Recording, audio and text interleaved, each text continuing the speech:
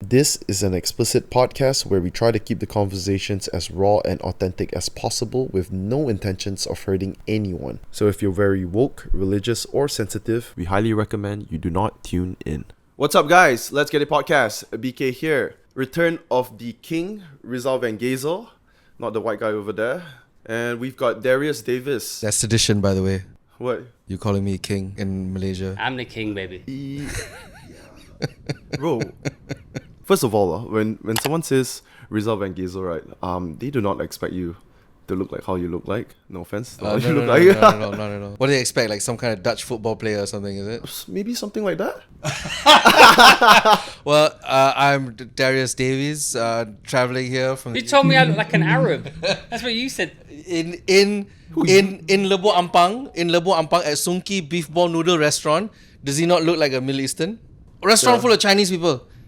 Does he not look like Middle Eastern? No. Yeah, no, you're right. You middle class lah. You in here TTDI in a fucking bungalow house. Of course. You also TTDI. I don't live in TTDI, dude. Your wife does. I'm renting a room. I'm also renting. Free rent. So yeah, Rizal, how do you get into comedy? Oh wow. Yeah, I want to hear your side too, but yeah, you go ahead first. How old were you when you did your first open mic? I was 19. Where? Central Market. Malaysia? Pasar Seni. Okay, yeah, Pasar Seni, I know. Okay, so there was this bar or club or whatever you call it. They had open mic, but no one did comedy. Comedy was unheard of to do live comedy. Everybody would dance, everybody would do magic, they would sing, mostly sing and dance, really. My sister told me like, hey Rizal, you should go and tell some of those jokes. Were there anyone else doing the same shit you were? But I didn't do stand-up. Yeah. I just did dinner table jokes. Like I would go out there like, oh, I read this was really funny, and I would talk about it, and then everybody would laugh, you know. What year was this? 2000. 20 years ago. Oh wow. 2002. It went well for like, you know, the 5 people that were there. And the owner of the bar was like, this is good. I got to call up my buddy, Harith. Iskandar. Huh. Oh, okay. Was Harith, how was he back then? Like, status-wise, like in comedy? He was as popular as he is today. Yeah. He was more, if anything, he was more active then on television than he is now. Now he's just, you know, running his business. Everything is running his business, yeah.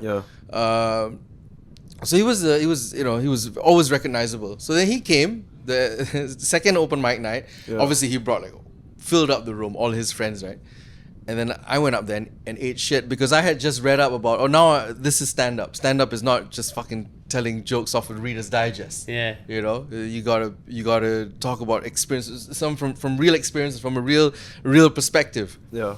So I tried that and it failed tremendously. I did 8 shit. Everybody just started talking amongst themselves. I was just up there going I clearly don't know what the fuck I'm doing. You just wanted to get off. Yes, I did. I got off and then but Harith saw something, I guess, because he was like, yeah, you got balls for doing that. It takes a lot of nerve for you to get up there. And I got a couple of shows. That time he was doing corporates, you know. This is his when he was doing all this F1 material. You ever heard his F1 material? No. His F1. Malaysia would never be good in Formula 1.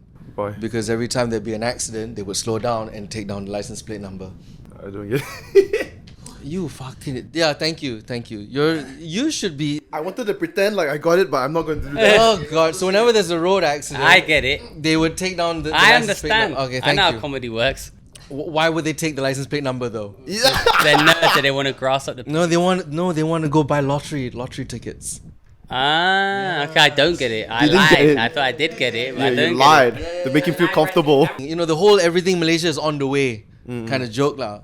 So he was like, yeah, I got a couple of corporate gigs. Why don't you come along and see what I do? And then, you know, so basically like macam be a mentor lah. So then I followed him along, watched him, and then okay, now I'm doing a theatre show. Why don't you do 10 minutes up top, opening act. That time it was me, Paula Malaya Ali, Joanna Bessie, opening for Harith Iskandar. But he asked you to do 10 minutes, but you had minimal practice and training. Yeah, I had nothing was just charisma and just, you know, thick skinnedness. Yeah. You know? By that time, I was like, okay, so this is first. So I got a couple of my friends together. Let's write down some comedy, right? Like, okay, what was happening? Then there was, I can't remember what the material was, jokes about driving, jokes about eating, and jokes about having a night out with your mates in the pub. That time the NFL thing where Janet Jackson's the dress malfunction. So that was my big closer. I can't remember how it went, but it was the big close. So that was great. Yep. That I had a huge response. The papers came out. They're like, oh, the one that really stole the show was this opening act, new guy, never seen him before. Really? Yeah. Okay. I was like, oh, great, good. So it's like, okay, you're on your way. Next thing you know, I was getting called up to do corporate gigs, which was That's totally a long time ago, dude. Yeah. And I did not know how to do. Corporate gigs are totally different than when you have a show where you sell tickets and people come. Because corporate gigs are more like guerrilla comedy. Like you are attending their event, and they are all there for one purpose, which is not for you, for to lick each other's backsides and all that. So and then you are there and you are like, hey, come listen to my jokes about Tongkat Ali or whatever bullshit about how to erectile dysfunction. I can't remember. Fucking 19 years old doing jokes about erectile dysfunction. How fucking moronic would you be, right? I was 19 years old. So then I would completely fail. Does Tongkat Ali work? That's just come to the UK. Really? Are you serious? Oh shit! We only just got it now because of the Joe Rogan. Tell us what Tongkat Ali is. I think it's a Malay ginseng. Yep. Malaysian ginseng lah. Natural. What do you call that shit? Aphrodisiac.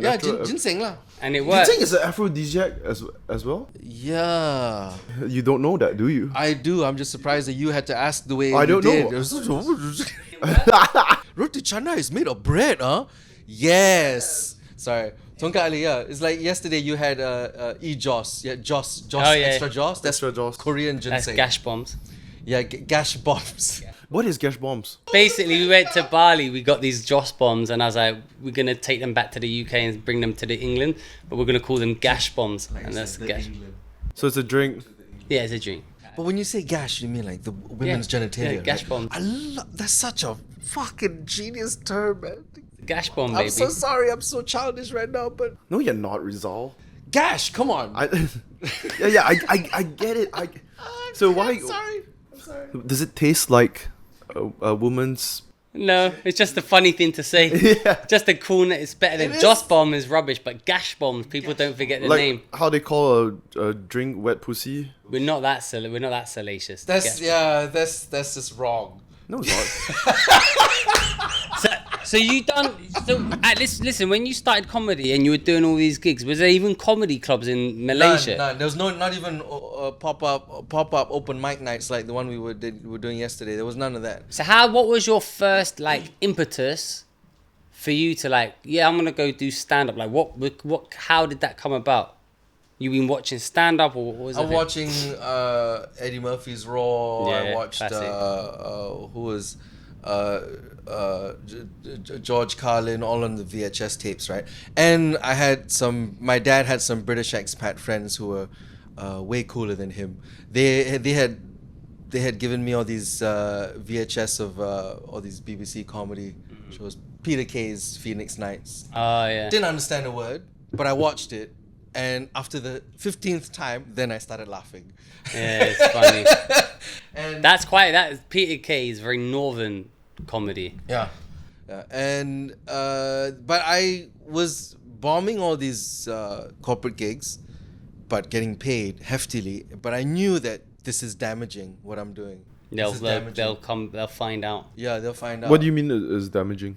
Like they'll realize that it's just a ruse, I'm putting on a facade. Yeah. It's not real. Wait a minute, this guy's shit. Yeah. So I said, let me just stop.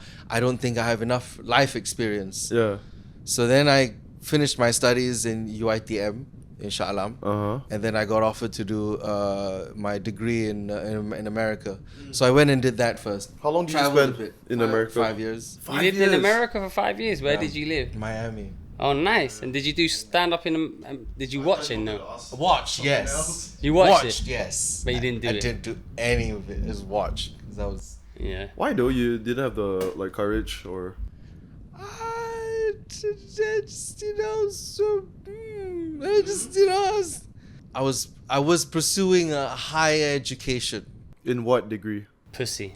Yeah, I was very distracted there. Come on you know what I mean? Like, you come from KL, from Yeah, Ampang, yeah. and you're fucking living in Miami, Florida. You don't want to you just want to enjoy. I don't want to put why would I want to feel stress? Okay, maybe it's hard for people who don't do comedy or what to understand, right? But just trying to work on jokes and materials and going up on open mics every week, right?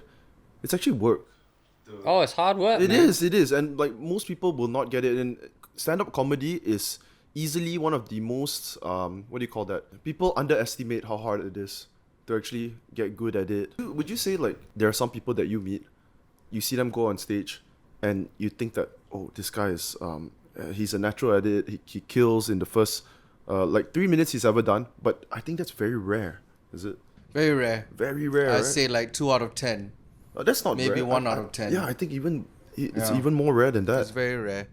Would you consider yourself as someone that falls in that category, that you consider really good? I think that the way I see it is 2 types. There's the one that has no charisma, no stage presence, but very smart. They got really good jokes, but they just haven't sold it to the audience, because Malaysian audiences, they're new to watching stand-up. They want to first see somebody likable. So you can't I want to be like Anthony Jeselnik and tell dark comedy and be like the asshole that everybody likes. That's not going to sell down to a Malaysian crowd, right? They want to see the likable persona. So I think I'm one of the other category where I have a likable persona, I have charisma, I have no fear of public speaking, but I don't have the life experience and the intellect that goes behind it. So what I was doing maybe in the US and then, you know, traveling as much as I can was just finding a perspective in life, right? Yeah. Because it's not stand-up comedy if you can't stand up for something, right? You gotta have a perspective, you gotta have an angle. You know, that's what I think. You know, there are some comics that just go up there and do a bunch of wordplay stuff and like, oh, very clever, but you know, I like rocking the boat a little bit. That's you know. A lot of your material is also personal experience, stories. Yeah. Because you got to talk about what I noticed like the other day I went and watched you at Bobo KL. Yeah. So before you, Kieran, Rizman, Dr. Jason Leong also opened. So Dr. Jason Leong came up. Yeah, he did quite good right before you, right? Yeah. Is it? Yeah. It was quite good too. Dr. Jason Leong's set, and then you came up and it's almost as if you told them like don't kill so hard, and then you went up and of course you did the best. Yeah, which I didn't do. I didn't tell them not to kill so hard. Yeah, and I know, but it felt that way because I was really laughing a lot, and then you went on and yeah, I really enjoyed that set. Thank you, man. And your style, super expressive, body language, maxed out. Your material as well is very international, you know? Like, I'm sure you use this style of stuff performing other countries, all it does well as well. Let's go back to doing comedy in the early days. When did... I wasn't the first to bring up the English stand-up comedy from the underground, though. For that, I would probably give credit to Kavin J, Punchiho, Kwa Jin Han, and Andrew Neto. And a few others, but they didn't stick around. Matthew George, I believe, then one guy, I can't remember what his name was. But they just gave it up. Those 4 that I just mentioned still do it till today. Yeah. Some better than others, some one or 2 better than the other 2, but that's subjective. That's up for debate, right? What do you mean by American comedy? English comedy, English stand-up comedy in Malaysia. Like just speaking in English, not... Okay. Yes. No, because I don't know what you're saying because, like you said, Harith has been doing this for... Yeah, but Harith straight away went to corporate. He was a TV personality. Basically, Harith was a TV personality. Yeah. He did sketch comedy, acted in sitcoms and all that. Yeah. And then he went straight doing stand-up in corporate environments. And because the fact that he was a celebrity, he would be well received. Yeah. And I always say like, I'm talking about me, Kavin, Jason, Chiho, or Jen Han. when we were making money off doing this from corporate, we have to work harder than people like Harith and Douglas, because Harith and Douglas were famous from TV set. They had status on TV. Yeah. We just were funny live, right? So when you go to a corporate event, or like somebody's bank annual dinner, guys, we got a special guest performer. Please give it up for Harith or Douglas. For 2 minutes, people are so excited. Wow! They're like clapping. They just got it like ha! Yeah. And then they can just ride that wave. Whereas you introduce Rizal Van Geyzel, Kevin J, Punchio, be like, who the fuck are these guys? So the first word that comes out of our mouth has got to be meaningful.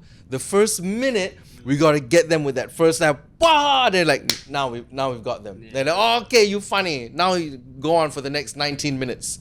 Can you remember what you would use to open? The joke I'm being persecuted for, lah. The joke that I'm being charged for now. Shit. That was the very first long one. Time. Yeah. This and they're not they're persecuting you for not renewing your material. This is a thing from God to say write new material. Stuff. Yeah, write new stuff. Well, that's the point why I uploaded it, because I was retiring. Like, if I put it online now, then I don't have to use it anymore. But it's so different back then. Like you mentioned, Harith has his status because of being on TV. But back then, there's no social media. Like right now, you can get your stuff out there. Back then, how would you get your stuff out there? Word of mouth. Word of mouth, literally. That's the whole... Word of mouth it works till today, right? The Crackhouse, for 8 years, in the first 3 years, word of mouth. Me, dude, I did not have... Still today, my website got shut down because I shut it down because I'm paying money for nothing, okay? But I only had a website running during lockdown. I decided, okay, it's lockdown. I guess I should have a website. Before that, no website. Social media presence, practically zero. Yeah. But I was getting inquired. I was getting called in. Can you host my wedding? Can you perform at my annual dinner? Can you come and jump up at my dad's birthday party? Can you jump up at my son's birthday party? I'm like, sure. And I would jump from corporate gig to corporate gig because people would tell me, oh, this guy is really good. And I would have, of course, I would, disclaimer, I would say like, okay, if you come and see me in a comedy club, I go a little bit harder. Yeah. If you get me in your corporate, I'll clean up the act a little bit, Yeah.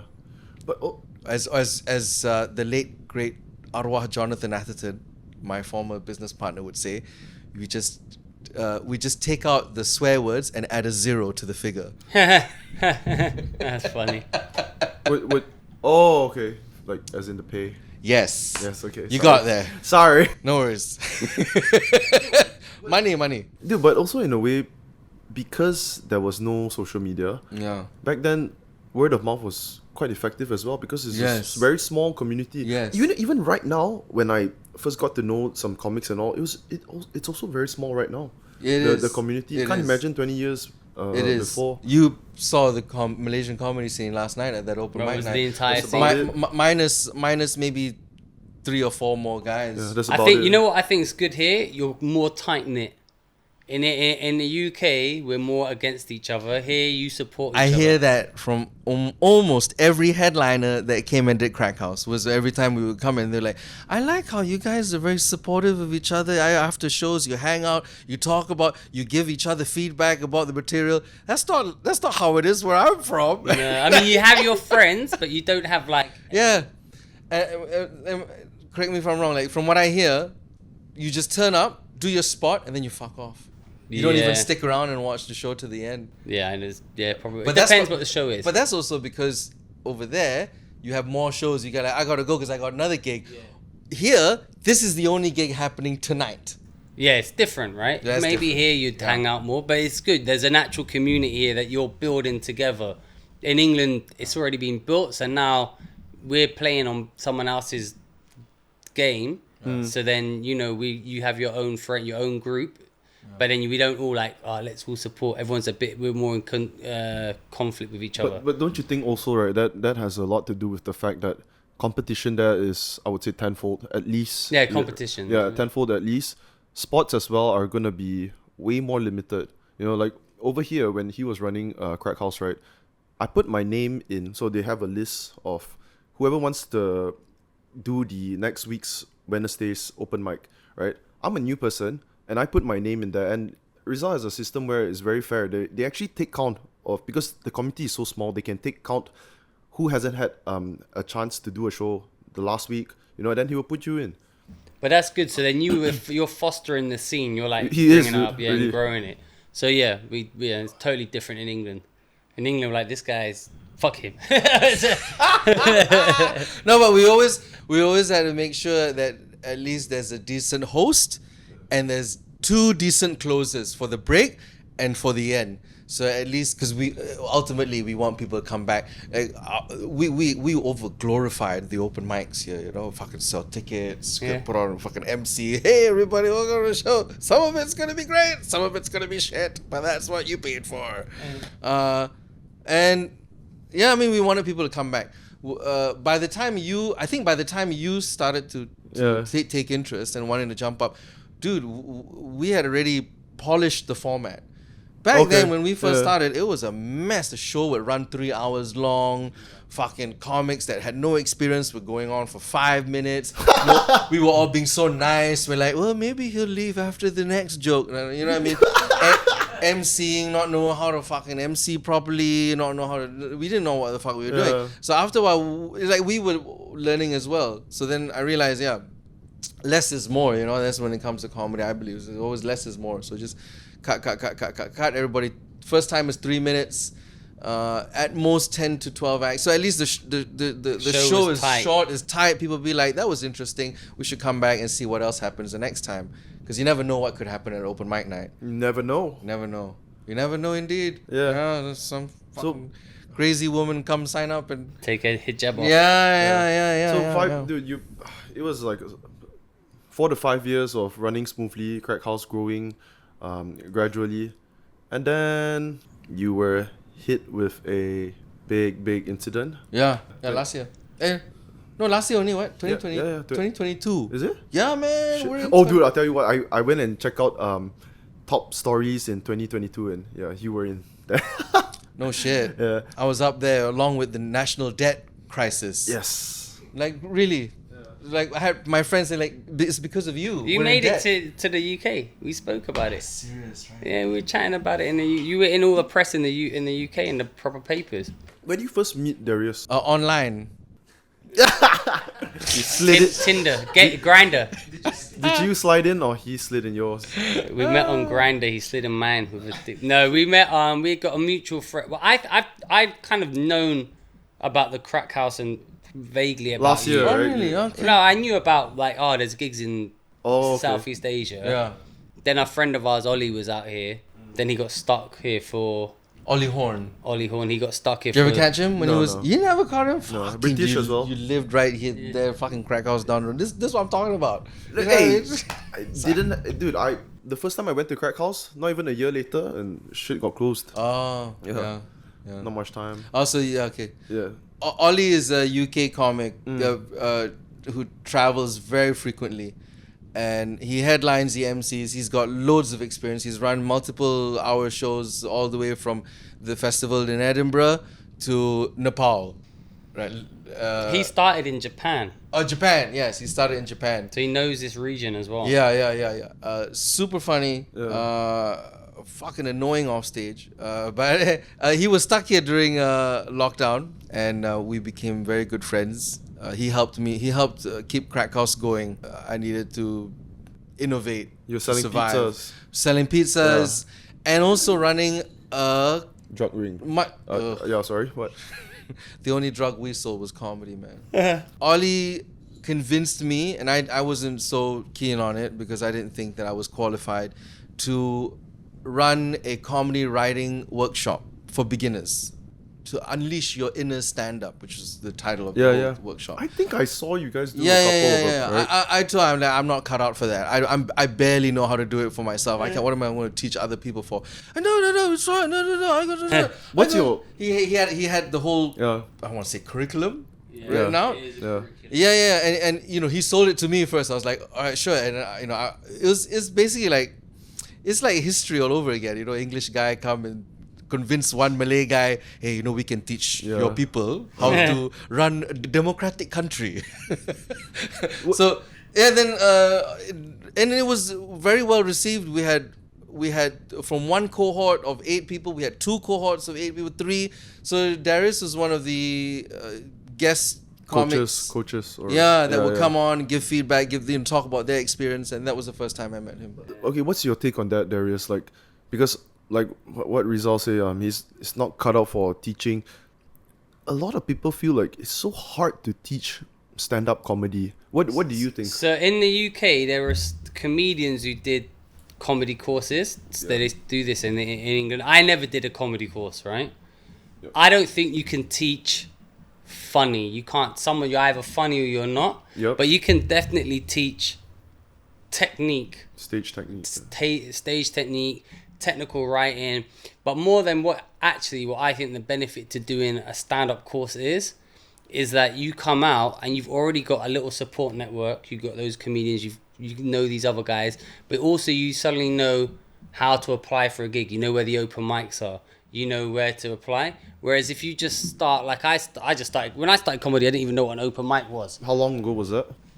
About 2009. 2000. My first gig was in end of 2007 in New York, and I was quite good, but only because I was English and I was like, ooh, and they were like, whoa, this is English guy. Then I would come back to England and here. Then 2007, you were saying? 2007 was my first proper gig, like open mic. But then I didn't gig for a lot of time. Yeah. And then I was like maybe one gig every 4 months or something. I reckon from about 2009, 2010 is when I realized, okay, what people don't understand about comedy is you got to do you gig for nothing every night of the week for a long time. You lose all your friends, you lose your social life, it's just comedy. And it's shit gigs as well, right? Yeah. And then eventually you start getting better understanding consistency and getting paid. But what the courses did is, like, when I came in, I didn't know anything about open mics. I didn't know where to go, where to apply, how you got them. Then those courses will tell you can apply here, you do this, you do that. And then they can teach you stuff like, rule of 3. So you say, like, to make a funny joke, you say, I don't know, like, socks, shoes, and then some random whatever the third thing is. Yeah. So you can learn techniques, but I don't think you can learn to be funny. And sometimes what you'd watch, especially at the beginning, is you can tell someone who's learnt from a comedy course. They look like someone who's learnt from a comedy course. Like, okay. Like a robot. Yeah, it's a bit robotic. But then, comedy's, eventually you'll lose that. But it's, I don't know, I'm not averse to it. I never did it. So let's what's your opinion on the Malaysian audience compared to UK? Man, I've only done one gig. I did it last night. Only one? Yeah, last night I was jet lagged. I thought the audience were cool. They were good. They were funny. They were up for it. They got it. Few little references that I need to change. Sure. But I think, I've done from my one gigs worth. They were good. I think I can. You smashed it. Oh, thanks, man. You smashed it. You did. I did all right. I wouldn't go as far as say smashed. It was good, but it was good. Their audiences are good. They're up for it, and they like a little bit of edge. Yeah, which is nice. Just a little bit. Yeah. Well, they don't seem as, from that one gig. Yeah. They don't seem as woke. Yeah. As they are in the UK. I don't think they're not really that woke in general. It's just that particular incident of what happened to you that makes people think that the audience here are like super sensitive. It's actually like what you said, people love race religion jokes, except when it comes to Muslims. It's very sensitive. Indians, you just go hard on them. People love it. I mean, Islam is a similar in England. Actually, you can't really take the piss out of Muslims because they'll kill you. Yes. But I mean, I think my view on comedy. Yeah. You can say whatever you want, but it's how you say it. Yeah. If I say to you, man, Rizal's a good cunt, right? Yeah. It's like, but cunt's a bad word, right? Yeah. It's like Rizal's a cunt. You can tell from my tone, my intonation, and I think people can tell from how someone says it. So I haven't actually heard Rizal's joke, and I think the controversy here is they've clearly taken a good humoured joke and they deliberately taken it in mean spirits. That's what I think's happened.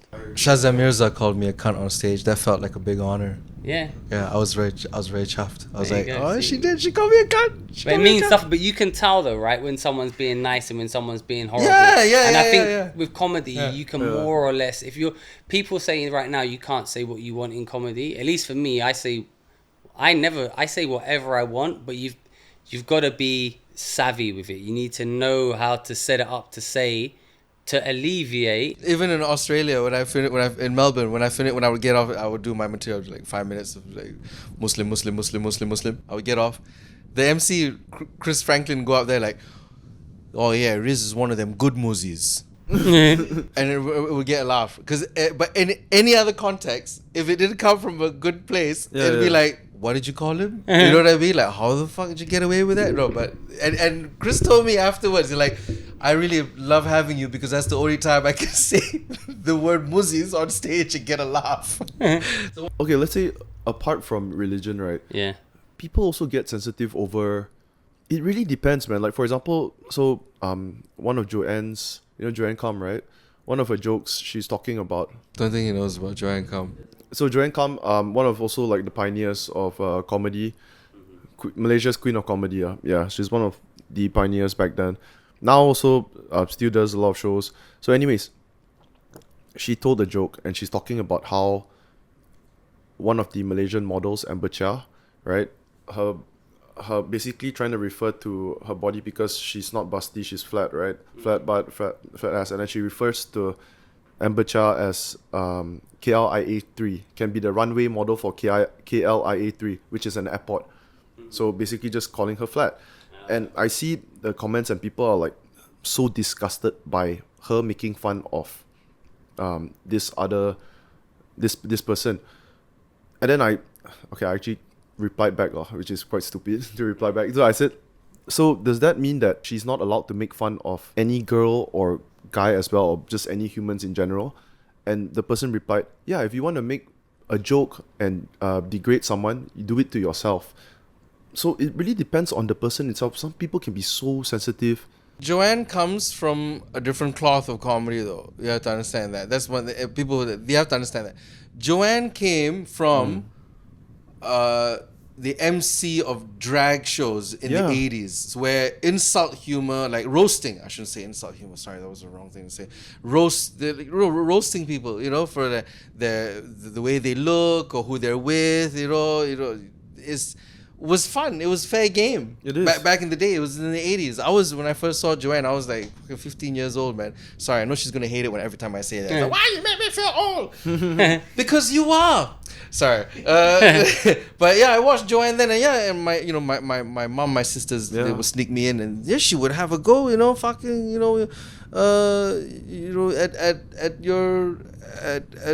the way you look, and it was normal then. But that's just her brand of comedy. And if you are not akin to that, if you don't like it, then don't go to her shows. Yeah. That's just what she brings to the table. She likes to talk about, look at my. Yeah. She likes to talk about that means. Yeah. She's all about sex positivity. I'm gonna Google her. Yeah. What's her name? Joanne Kam. Joanne Kam. Everyone's KAM, by the way. Just so you know. Everyone's parents would know her. Joanne Kam.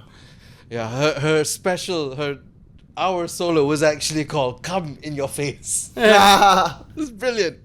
And so there you go. The title of the show already tells you it's going to be about sex. I'm going to talk about tits. I'm going to talk about cocks, and I'm going to talk about it so openly. If you don't like it, go to a church gathering or something, or whatever. You know what I mean? Go see someone else. But this is the whole point, though, about cancel culture and stuff. Like, no one cares. It's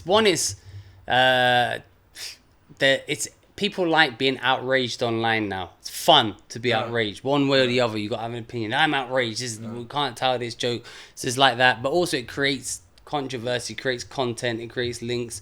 So people acting like it's interesting. But I can understand why, like, they might say it's bullying, but I don't know who that model is. And usually the rule is you can't punch down. Yeah. But then my friend told me something interesting. He goes, I don't believe in punching down. Because if you believe in punching down, what you're essentially saying is I'm better than that person. Yeah. But Amber Chia is a very successful exactly. model. So it's like, she's all right. Yeah. Who knows? She might find it funny. Amber Chia, that model, might find it funny. I think she would. She would. Who's But the that's model? just Amber us. what? Amber Chia. That's just us thinking though. Amber Chia. She's a lovely. I don't know her personally, but from the few times I've been acquainted with her and I hung out, she seems cool. She seems like she would totally get it. I think I pulled an Amber Chia joke once. Oh yeah, I was doing a gig at the Esquire magazine. Oh fuck, it was a terrible gig, right? This is in 2000 and That's me, long Kavin, time ago. Zach, yeah. A room full of celebrities, Malaysian celebrities, I should say. Malaysian celebrities, right?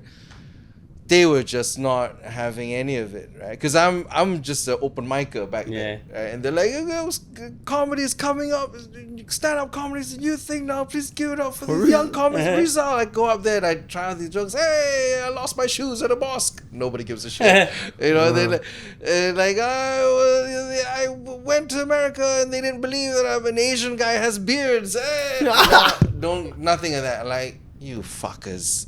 So full of yourselves. I was so angry because these people are hoity-toity. I mean, they think they're hoity-toity. Yeah. So I took the mics and Amber Chia was there, right? She was there, and I took the mics and I'm like, maybe you guys like impressions. Can I do an impression? I do an impression. How about an impression of somebody who's here? So they're like, then a few people started saying, yeah. Amber Chia, so nice to see you. Here's an impression of Amber Chia. I took the mics and I put it in the front. Tap. And did it get a laugh? Or did it get a laugh? No, it didn't. No, it didn't. I literally went like, fuck you guys. I just turned on them, which I regret. Like, you're not supposed to turn on the audience. Yeah, but I was so young, I did not know better. I turned on the audience and I said that I would take great pleasure in punching each and every one of you in the face. Thank you and good night. I'm ashamed of this. I'm ashamed. I literally dropped the mic on the stage and I walked off, which is a real fuckery thing to do. That's right? something so many comics were not there to do. Yeah, Especially right here. I tell you, the editor of the magazine thought it was brilliant. Oh, really? He's like, I thought that was hilarious. I'm like, yeah, you, one out of fucking 100 other people in the room. Oh, God. I'm so sorry, by the way, for Will Kwa. I know you were there. Fucking Sarima Ibrahim. All these. She hot. You sure? Yeah. I know you. All these big famous names were there, and they all saw me eat shit in the beginning. But yeah, It's okay, no one remembers. that's why now they never come to my show. Yeah, but it's okay because I like to entertain the people, normal people. Sorry. I saw your show the other day. I'm sure you are so much better than you were back then. It's fucking amazing, dude. Thank you. Yeah, your show that night. Probably check it out again tonight. New stuff? No, tonight I'm just emceeing. Oh, you're just emceeing. I'm emceeing this guy right here. Yeah. How long are you doing? How many minutes? I don't know, like half an hour? 20 minutes? Yeah. Hopefully more. What's the longest you've done, Darius? I've done hour shows. So I've done a few hour shows. So, Wow. but I mean, it's you go for comedy for so long and you build up the material, right? Then you start changing and trying to specifically write new material, and you build that up. And the comedy, like, do you do an hour like at the comedy club, or you you do it at the festival? So you do it like the Edinburgh Comedy Festival, or next month, or on Friday. In fact, I'm going to Perth, so I'm going to be doing the Perth Australian festivals. Yep. And I'll be doing an hour there. It's kind of like your special. I mean, I guess like it is. Yeah, like people, it's your special. It's like not everyone's on Netflix, right? Yeah. But they get a special. Maybe you record it, and then it goes on to maybe you can sell it. So I mean, it takes time. But in England, the way comedy works is a bit different to here. The way in August is Edinburgh Festival, and it used to be, although it's changing now. The system was you'd kind of work up to the Edinburgh Festival where you'd do an hour's worth of comedy, and then you'd be doing that throughout the year. But now I think, like, listen, with the podcasting, TikTok, Instagram, it's changing. Things are different now because now you can build your own audience. You can eclipse that, and actually. Would you rather have a Netflix special or like 10 million followers on TikTok? Right. It's probably better to have a 10 million on TikTok because you'll sell out more. No one would like. Netflix is kind of impressive, but no one's watching it. Phil Wong, right? Phil Wong. Is he big? He's huge. He's huge in the UK. Yeah. You like how he's funny. Is that the first time you hear his name being pronounced properly? Wang. Well, in my head, he was pronouncing it wrong. Check out Wang. We're all here going like, it's not Wang. What is it? But Wang. Wang. Phil Wang. But he takes advantage. I mean, his special was called Chitty Chitty Wang Wang. Wang Wang. Yeah, well, he's friends with Ollie. I hear. Yeah. He's part Sabahan, isn't he? I'm not sure, man. But was he born here? Yeah. From what I remember from hearing some of his shows when he talks about his personal life, yes. So Okay. he was in Sabah. He was, if I'm not mistaken, somewhere in Sabah. If not KK, somewhere else. Until he was like 13 or 12 or maybe 9 to 12. So then he moved to the UK. Yeah. Similar to Nigel Ng. Yeah. Lucky bastards. I wanted to bring this up. Who is your opinion, Asian comedy goat? Not comedy, stand-up comedy goat. Goat. Greatest of all time.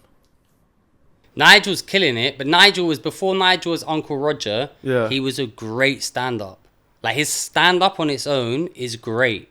Like, Nigel Ng as UK based as well, right? Yeah. So did you ever get to perform side by side with him and all? Oh, really? Yeah, we're friends. I get on with Nigel. I mean, I don't know, now he's stratospheric. We still, like, he'll talk to on Instagram a little bit. So you've known him I've known way before Uncle Roger. He only invented Uncle Roger.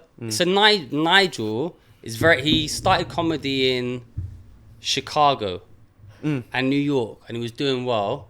His visa ran out. He came over to the UK, and he hit the ground running. His stand-up was great, really tight, well-written jokes. IMC Top Secret a lot. He'd come down there, but he was always smart. So his Instagram, even before he was huge with Nigel, he had like 250 with Uncle Roger. He had like 250,000 on Instagram. This is before Uncle Roger, right? Really? And he uses Ninjalytics, it's called, right? And he'd look at whatever was trending. And he'd kind of write a little bit, and it built. He really was. He's very meticulous, right? He's very calculated. He knew what he was doing. He's a clever guy. Very Asian-like. It was a work for him, right? He says it in his stuff as well. But his stand-up was super. His stand-up is super funny as himself. Nigel as a stand-up's brilliant. Then Uncle Roger obviously is taking it to another level because in terms of exposure. Yeah, in terms of exposure. But his stand-up's great. He's he's super funny as well. I often hear, because like when I was starting out doing YouTube, and then people tell me like, oh, like Uncle Roger, like what you can try and do stuff like Uncle Roger. But those people that tell me that and talk about Uncle Roger, they don't realize like at least he was doing stand-up for 9 years.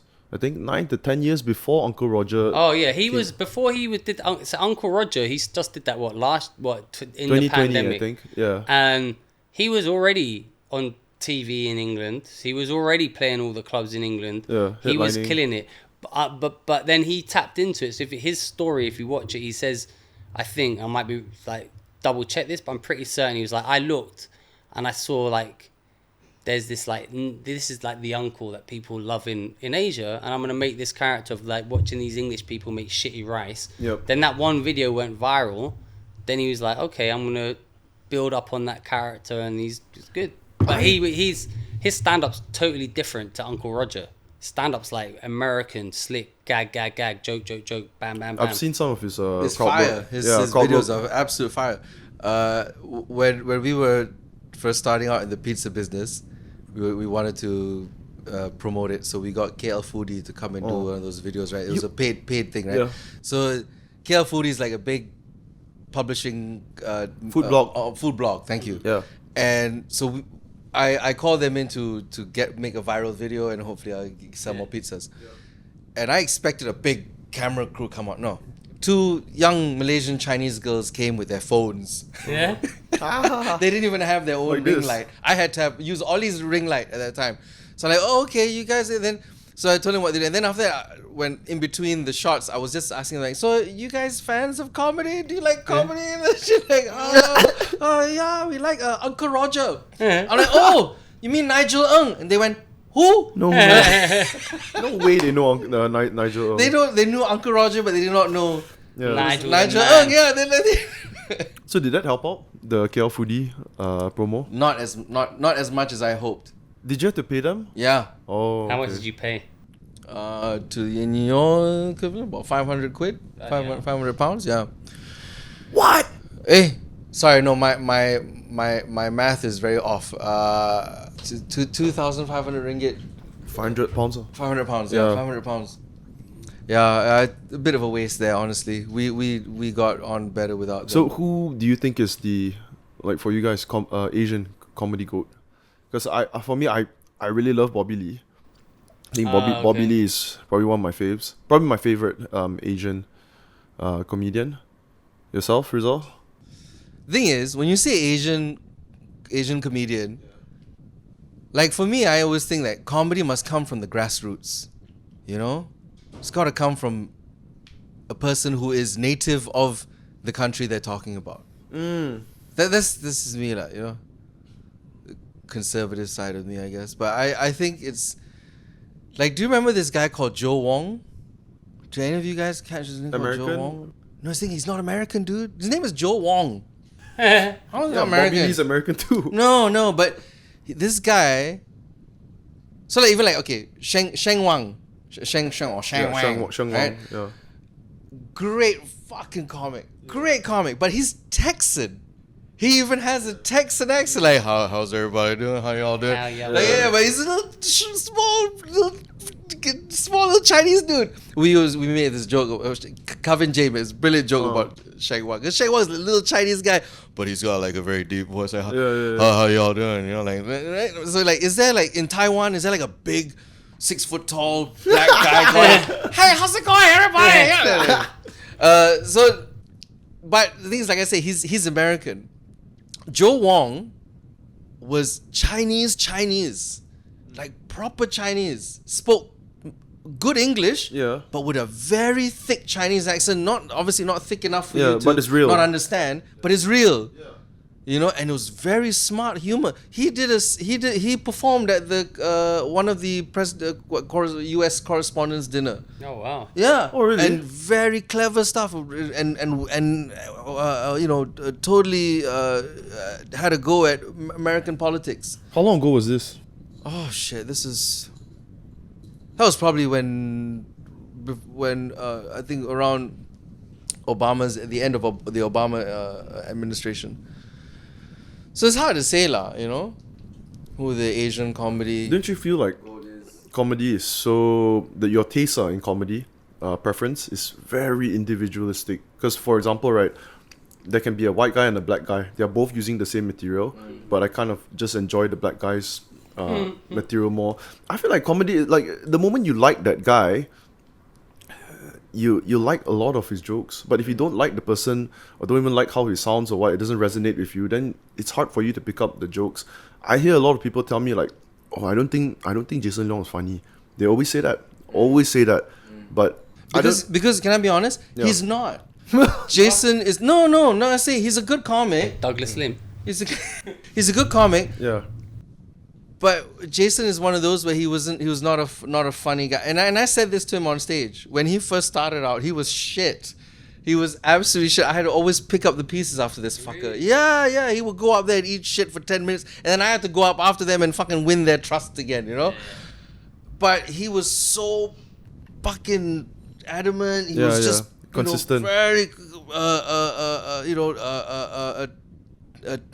just very hardworking. Just I want it, and kept jumping up, failing, until a point where he was like, oh shit, he's starting to get it now. Yeah. After 2 years, then he was killing it. Now he can follow me, I can follow him. But there was a time when he couldn't follow me.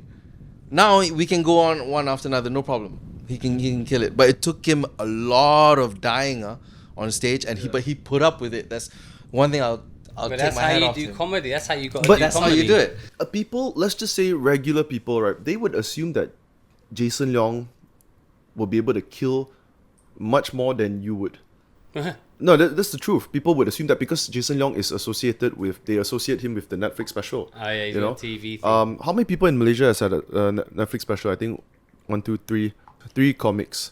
I think the next one should be Rizal. How does you know who I think honestly is the next one? No. You got to give credit where credit is due. None of this would be possible. The whole stand-up comedy being an acceptable art form where it would be possible if not for Russell Peters. You're talking about in Asia. Russell Peters broke the Asian market when those videos of his doing that show in Canada went viral. It was the first time Asians were listening to stand-up comedy. It was always black, white, Hispanic, black, white, Hispanic, right? Yeah. Always Western politics, Western observations. This guy, of course, he comes from, he's Canadian. He's not really Indian. He's a Canadian, but he's got Indian parents, right? But he broke the market. Yeah, he did. He broke the market. There was a time when when you say stand-up comedy, you go, oh, you mean like Russell Peters? Yeah. Like, yeah, I like that guy. First time I also kind of knew what stand-up was because of Russell Peters. What was his joke? Be a man, you know, that one. Yeah. Yeah, that when I was 10 years old, 2004. Yeah, he was super viral. Yeah. An Indian guy doing the Chinese stereotype, doing the voice and everything. It's, you know, when trying to bargain for stuff, you cannot bargain from a Chinese guy. You say like, you know, how much for the shirt? Oh, it's $10. So give it to me for $5. Oh, I cannot give you for $5. If I give you for $5 today, tomorrow I close down. So dramatic. Dude, great joke. And it's so true. For all of us here, we're like, that is so fucking true. And this coming from an Indian guy who grew up but you couldn't say that joke today because you'd be doing the accent. Today they'd be like, oh, he's doing the accent. Yeah. And the thing is, this is the case of like Chinese people. They fucking love it because they can see it's coming from a good place, right? Yeah, you're making fun of Chinese people, but you're making fun in a thing that resonates with them. Yeah. And in a way, it builds up Chinese people. But now they want to separate it so only Chinese people could tell that joke. Yeah. Or only so. And it's funnier actually when an outsider looks in and points out something that sees something that you might not see. Well, this is when I take Gina's take on this, right? Which is, so if you want to make a joke about Chinese people, right, you got to have a front row of Chinese people and they have to laugh at it. Oh, well, Otherwise, that always helps. Yeah. If there's someone there laughing. But not always. I agree with that. If the person's in there. But now, you couldn't even say that joke even if they are in the room. Russell he admitted. But when I heard the story, he hadn't admitted it yet. So Gina Yashere she's a renowned comic from the UK who now lives in America, and she you know that joke. Let me see if I can get the one right. My dad thought that punani was a tropical fruit. Yeah. You know that joke? Gina wrote that joke. Yeah. So the story I heard from Gina was that Russell came over to the UK and I think heard Gina do that, and then he went back to Canada and he used it and it went super viral, and Gina was like, hey, wait a minute, that's my joke, and tried to anyway, shouldn't talk about it now because he actually admitted it. So he already admitted it, you know, he lifted that material, but you know what I always say is the audience don't give a shit. They don't give a flying fuck. Oh, the audience don't care, but that's not the point. There's a code. There is a code. No doubt. There is a code. There is a code. But it's like honor amongst thieves kind of thing, right? Robin Williams, Robin Williams, God rest his soul, was the rumors going around was that he lifted all of his material. Yeah. Well, apparently, but then he would go in and he'd pay them afterwards. So what do you mean he lifted? Stole. Did someone write for him or he took it? No. He would turn up at an open mic. Yeah. And there would actually be a light. He would go to open mic, listen to open micers who have these great jokes but no charisma to sell it. Yeah. And he would be like, I could make that funnier. Fucking write it down or record it or whatever. Yeah. And then tape it. Obviously take that joke and do much better with it. Yeah. Have it recorded and release it on DVD. And that joke now becomes his joke. And the open micer who wrote it can't claim that he's like, oh fuck, I wrote that joke. I don't know, no. Fucking Robin Williams got DVD out. But that open micer would then later receive a check in his mailbox for a certain amount of cash that would actually make them go, yeah, all right, I can write another joke, you know? But he didn't do this at the start, right? This is like when he already had a career in comedy. I think when he was doing stand up, he already had a career in comedy. He was I mean, no doubt Robin Williams is a god level talented man. Just when it comes to stand up, maybe he was a bit lazy, you know. Maybe just like I'll just take. But also sometimes I guess he sees it as like, yeah, I can make this gold. Yeah, and I see it too, you know. Sometimes I listen to these songs and like, oh man, I could do so much justice if I had that material. Have you ever done something like that? I have, but with that comic sitting next to me, and it was covered, and I actually I performed on stage. Kevin J would do this joke about about weed, about pot, and he couldn't get a laugh about how his dad would find his stash of weed and how he would react to it. He couldn't get a laugh. I told Calvin, like, Calvin, do you mind if I give that material a go? He was like, yeah, go, you try. I go up there and I fucking smash it, right? And then I would come on stage, like, you know why I think it doesn't work on you? And he said, why? Because you never smoked weed a day in your life. Yeah. So you just came up with that because it's really funny. Yeah. So People can tell. People can tell. And then you're like, you know what? You keep it. I was like, thank you. I think I will. And so now I never do that joke without the follow-up story of how I wrote it. Because I didn't really write it. I could sell it. Calvin would start off by going up record like, you know, when I was younger, I dabbled in a bit of weed. No, if you start a sentence with "you dabbled in a bit of," you never touched that shit in your life. So yeah, in that sense, yeah, I've taken somebody else's material. In that show I opened for Harith, I think I. What's his name? Harith Iskandar. I think it's the most notable one in comedy in Malaysia. You can mention his name to anyone here, and they would immediately know who you're talking about. Yo, okay, Rizal. Oh, you comedian? Oh, you know Harith? Yeah, everyone says the same thing. Yeah. But I think a lot of people say know you as well. I think right now, if Harith is right on top, you are just right below, beneath Harith in terms of notability. How has the reception been? Let's say with just because I'm sure you get recognized now a lot. How's the reception been? Like, if anyone just come up at you and start shitting on you? No. So this is even when it was hot in the news. Yeah. I never got any of the hostility in person. So I'm fine. Don't worry about me. It's all online. Even till today, I got one. You know, I did a tweet about Shamsu Yusuf. Yeah, I saw. Yeah, so somebody messaged me back with the word "fuck." That's it. That's it. And I swear, like, oh man, you're too lazy to finish the insult. It's "fuck you," right? Finish the insult. If you're gonna go insult, just write "fuck." So, but there is no hostility online.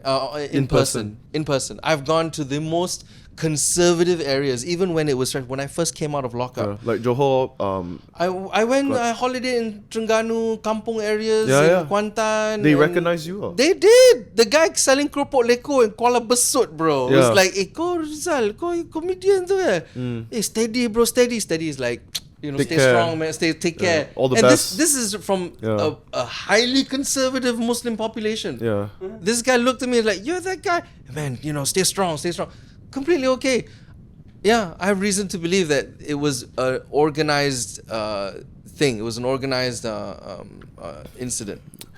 It was blown out of proportion. It's also an indicator. The fact that you have been received well by just people that know of you, even though they also know about the case, and it's usually a good reception. Yeah, I haven't lost any. I mean, the one thing I was worried about was my livelihood, and that wasn't detrimented at all. A lot of the big blue chip companies, they don't pay attention to any of that stuff. What do you mean? You're saying that they would still offer you gigs right now? Yeah. They don't pay attention to that stuff? They don't pay attention to that stuff, so, you know, I still get... International companies? Yeah. Banking firms. That's surprising, right? Oil and gas, law firms, they still book me. They're like, oh, you know, they didn't pick up on that. I mean, even if they did, they kind of like, you know... Maybe you're just fucking good. Yeah. Guys, go if y'all haven't seen Rizal in person, go check him out in person. His energy, go check him out, guys. A real good experience. Thanks, man. Thanks, but you know, the real deal comic is sitting next to me, so I'm kind of we'll see tonight. Too late by the time this comes out. Yeah. It's hard for me to take that when there's. But you'll be back again next time. Yeah, well, I hope so. I hope so. Come through. Is this being published today by any chance? Not today. The next few hours, because we can't plug in his show. He's got to edit it. I mean, they're all gonna be saying like, who's that guy with the Arsenal shirt he put in with his red color clothes in the washing machine? It's meant to be pink. It's meant to be pink, is it? Oh. So yeah, 2022, and then Amy and Alex came over to Crackhouse, had their little set on stage. Whole big controversy. What was it like from your end? the day it happened. Who's Amy and this other person? Some context: Amy and Alex, both first time in Crackhouse, or perhaps maybe their first time on stage. It's the I'm Muslim not sure. girl. Lit the match. And Alex? Oh, that was the guy filming it. Yeah. Yeah, and Okay. her so-called husband or boyfriend but so prior to that incident, they were known to have caused some sort of what do you call that? They have caught the eye of the media before that, also doing controversial things. I can't remember what it was. Running a sex cult. Was it that? No, not not that one. They kept it low profile. But yeah, they also made the headlines before doing something controversial. So you could say that they went into Crackhouse kind of, so maybe they wanted this unnecessary attention on them. They posted this video themselves, right? Yeah. They wanted the attention. Of course, if you post a video, you always want it to go viral. They knew exactly For what sure. they're doing. Yeah, for sure. But of course, in their defense, they're never going to say that. But yeah, your actions speak otherwise.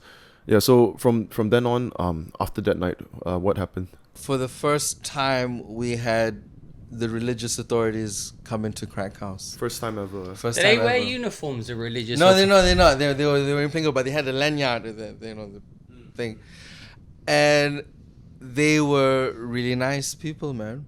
They were really nice. We were all having a laugh about it. Really? We were, yeah, because we felt so bad for them. The fact that they had to, they're a government agency working on a weekend prior to a big Muslim holiday, Raya Haji, right, or Aidil Adha. And we were I'm so sorry you have to do this. Yeah, because this came up, we have to take action. We got orders from on top. And I was like, well, and then they asked me, can we come up to your venue? And then I paused for a little bit, and I could see that they thought I was scared. And I'm like, you don't have to be scared. No, I'm not scared. You just don't understand. I've been running this place for 8 years, and I've always had fantasies about being visited by the religious authorities. So this is quite a historical moment. I'm just taking in the whole experience, and they laughed at it. They laughed. I opened the door and I gave them a huge, big introduction. Ladies and gentlemen, please welcome The show was running. No, just my staff only lah. Yeah. Tuan-tuan, puan-puan, dipersilakan kedatangan Jabatan Agama Wilayah. Then they were laughing. The lady in the hijab, they were taking pictures of the place. Yeah. They knew that we were victims of a frame. Stitch up. What we call it in Islam, we call it fitnah. Yeah.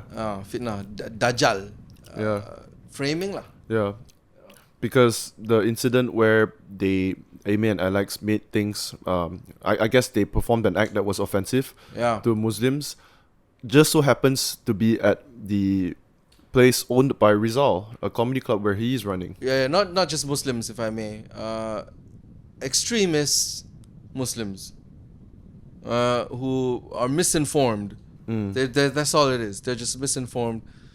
What hurts me the most is not so much the damage it is done to comedy, because it hasn't done damage to comedy. Comedy is now thriving more than ever now. You are thriving as well. Yeah. It's only good has come off it. What I think is honestly is what saddens me the most is they use religion, the religion that I love, and they use that as a tool, and that makes it harder for Muslims like us, like me, to want to glorify the good word of Islam. Now you made it worse. Now you made every minority scared even more about Islam. That honestly is the bigger damage. Comedy, what? No, it's okay. You want to talk shit about comedy, it's fine. There's no bad publicity when it comes to comedy, but Islam is already getting a bad rep around the world, and now you're bringing that shit here. There's never ever been an issue here. Extremist Muslims here in Malaysia, never heard of before. Andre Vincent, I was just talking about it, right? He was like, you're not the happy Muslims. This is such a good message as Malaysia as a moderate Muslim country with diversity. And now you just fucked that up, That hurts me more. And that's why now I've taken more strongly towards my faith, because now I feel like that needs more fixing than comedy. It is true though, because whenever I think about the Crackhouse incident, I just assume that these Muslim extremists are aggressive, they're putting a hit on you. But yeah, I mean, that's not the reality of I mean, how people how are. is it that, even if you persecute somebody and even if they are guilty, how is your tact on coming at it aggressively making a better image for the religion? You know what I mean? Shouldn't it be like, look, we need to have a chat? Shouldn't it be like, look, we disagree with your tactics? We think that you need to be more informed, more enlightened with the way the religion works. We're not happy about this. We would like to have an open forum or a conference or something like that. That would be more meaningful. That would be more civil. But no, they were like, you dog, you fucking kafir, you fucking, Yahudi or fucking Jewish agenda. But let me ask you this, do you think that was their intention at all, to actually have a chat with you and discuss things? No, not at all. They already made up their mind. I mean, it's just like if you don't like somebody, no matter what they do, you will not like it. I don't like this fucker the way he walks. Yeah. Look at the way he walks, the way he puts one leg after the other. What a fucking idiot. You know what I mean? It doesn't matter what you do. You already made up your mind, Yeah. So yeah, don't ever take it out on the community. It doesn't exist. The whole it's us versus them doesn't exist. It's not, like I say, I can go and pray in any mosque. I can wear a Crackhouse shirt, and I can go and pray in a mosque. No one's gonna come up to me. No one's gonna confront me. I do wear the shirt inside out, but that's besides the point. Yeah. That's besides the point. But hey, guys, you heard it here first, man. Rizal has not had any negative confrontations with people who recognize him or know of him because of the incident. In fact, everything has been very warm, a warm greeting. Yeah. They want to take selfies. They're like, hey, that's the guy that they allegedly insulted Islam. That's the guy. No, you say it. Oh, hello, walaikum salam. Can we take a photo with you? When people recognize you, and that they recognize you, they don't realize how obvious it is. You know what I mean? Yeah. Like they're talking to their friends and whispering. Yeah. They think that you have no clue that they are talking about you, but you see all of it. Yeah, and you probably get that a lot. Do you think it's very funny how things work? You've been in this industry for 20 years, man, dude. 20 years? 15? Making a full-time living off it only for like 10 years. 10 years, Yeah. Okay, but your first gig was 20 years ago. Yeah. But don't you think it's very funny how it works? Like, right now you're at your peak, and right after what people would deem to be a very, very horrible incident that happened to you, take away your livelihood. But right now you're actually at your peak. There's more to be done. Of course, yeah, Rizal. That's why also I'm heavily going to vouch for you to have the next Netflix special from Malaysia. I mean, but as we heard from Darius, yes, it's not as good as having 10 million followers on Instagram. It's true. So, so the first one was Harith, is it? The first one was Harith and Kavin. Harith and Kavin were around the same time, and then Jason. Jason hustled for his Netflix special. I want to know how that works, man. How do you... Oh man, it's just like what Gina used to say to all of us. Gina Yasha, she'd say, don't wait for the gatekeepers to give you the keys to fame. You got to go out there and fucking make it yourself. You got to invest in yourself. Jason spent so much money booking a venue, getting the right production crew in, touring the country to make sure, polish the material around the world, and then came back and recorded that 1 hour. And then for almost a whole year and a half, just pitching it to Netflix. Come on, will you buy my special? Buy my special. They was like, no, don't want. And then lockdown happened. Like, come on, buy my special. Don't want. He's like, I guess I'll just put it out on YouTube. I'll put it out for free on YouTube. Yeah. But before that, let's just give it one more go. Yeah. And this time maybe use a bit of help from somebody that we know inside that has a Netflix special, and that was Ronnie Cheng. Yeah. So Jason's buddies with Ronnie. So do you think, Ronnie, you could help out with things? He's like, yeah. So Ronnie put a good word in. Yeah. And they bought it. Nice. And they bought it, and it did so well. The ratings went so well that they gave him another one, which is coming up in February. So there you go, Jason. You're not even on this fucking podcast. Yeah, Douglas. You get fucking Doug. The first time I saw Jason Leong, that was kind of. I was at Crackhouse. First time I met Jason Leong, I was at Crackhouse. I don't know whether this is considered as meeting him. So I was at Crackhouse at the stairway, talking to Aaron Orr, right? I was just chilling and talking to Aaron Orr. Jason comes walking up. So Aaron goes and says hi to Jason. So I put my hand up like this. And just slowly fell down. Because Jason just like looked at me. And he knows that I'm probably some dude that recognizes him. Yeah. And so a little bit awkward. He's very cold, like, he can be very cold. They're very reserved. Unless you know him and, you know, then only he warms up to you. Otherwise, he's just very, like, I think the word is standoffish. Yeah. Can be very standoffish. But once you break through everyone's barriers, they're a different person. That's neither here nor there. But, yeah. Okay, so His work speaks for himself. Definitely. How long did you have to spend in lockup? Just one night. And that was enough for him to lose his virginity. Thank you. Yes. His anal virginity. Haram! So what did you eat? Oh God! You won't Roti even canai. imagine. No, man. No? You would have loved it. It was fish. I wouldn't eat it. What, It was, yeah, but if you're hungry and that's all you got, what else you gonna do? Be hungry. Dude, I like fish, and this was nasty. What was it? Nasty. It was white rice, fish that had no flavor, just basically a fish it's the boiled longkang in fish. water. Yeah, they What did like fish? Longkang. So they Yeah. fish it from the drain. from the. People do that, dude. Yeah. Really? Yeah, from the drains. God, it was horrible. But I swallowed because you got to get full. Yeah, you're so hungry, and try not to puke it out. You know, they give you water, not even in a bottle. The water's in a little plastic bag tied with a rubber band. You actually have to, and you can taste the copper. You can taste the pipe that it came from. Like they don't even bother to give you filtered So water. no way Najib's in prison, no? No way. He's getting fucking filtered water. I'm sure lah. The former prime minister of Malaysia who's. Oh, yo, got Darius, good let me ask you insurance. this. 3 words that come to mind when you think of Malaysia. 3 words that come: diverse, rainforest. Before you... That's 3 words.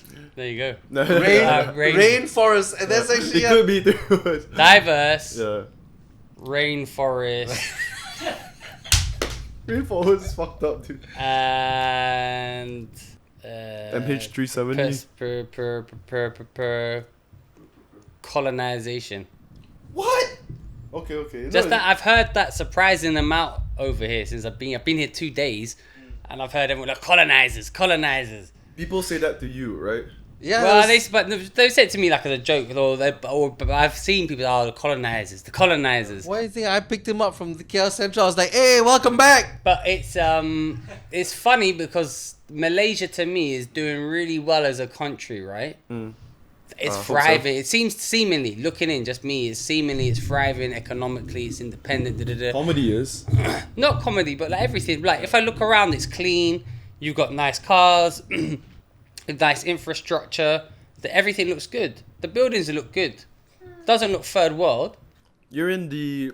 Actually, yeah, you're right. You're in the metropolitan area. Yeah, you are in Yeah, the... so I'm only saying what I've seen, but it looks thriving. Like it's a thriving place. Yeah, thank you. And then my friend was like, I'm gonna take it to Klang later, guys. No, go down. probably because there's no oil and the CIA haven't had time to meddle in your affairs. They've left you be.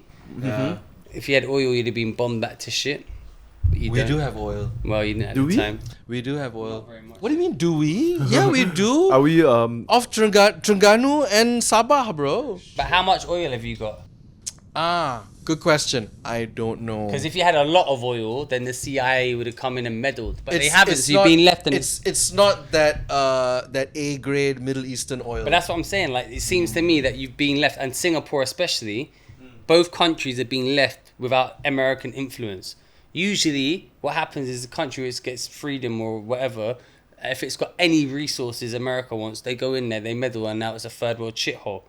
But Malaysia has been, because you obviously didn't have anything they wanted, or Singapore, both of them kind of thriving. That's my thing. Anyway, I like Malaysia. It's nice. Thank you. How about the food? I like the food. I like everything except I've got to be careful because I don't eat fish. And any which way you can, you'll find a way to hide fish in something. What's that you want? You want a sugared pancake? Here you go. It's got sardines in it. Why has it got... Just like fish in everything. Like you tried to give me sambo, and it's got fish in. No fish in it. There was little anchovy. That's just a full anchovy there. Oh yeah, there's anchovies. That's fish. This is the white side of. This is not the white side. This is my side. Listen. Are you allergic or you just don't? If it comes from the sea, first world living side. If it comes from the sea, it's not going in me. What are you talking about? First world living. We're sitting here. iPhone, Samsung, lights. What more do you want from first world? You think this is? What do you think? How do you think that there are people in Cambodia that would have the same? We're not in Cambodia. We're in Malaysia. I'm just saying. Don't tell me your first world, you colonizer. Shut up. Tell me this first world. First world. You sat there driving home in a 4x4 pickup truck.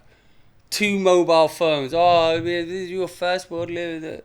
This has got a higher standard of living in the UK. At least you can afford to put your air conditioning and heating on. We can't even afford that. It's too expensive. Once again, depends on which part of Malaysia you're in. Well, the part that I'm in. Okay, which part of UK are you from? I'm from London. You're city boy. Yeah.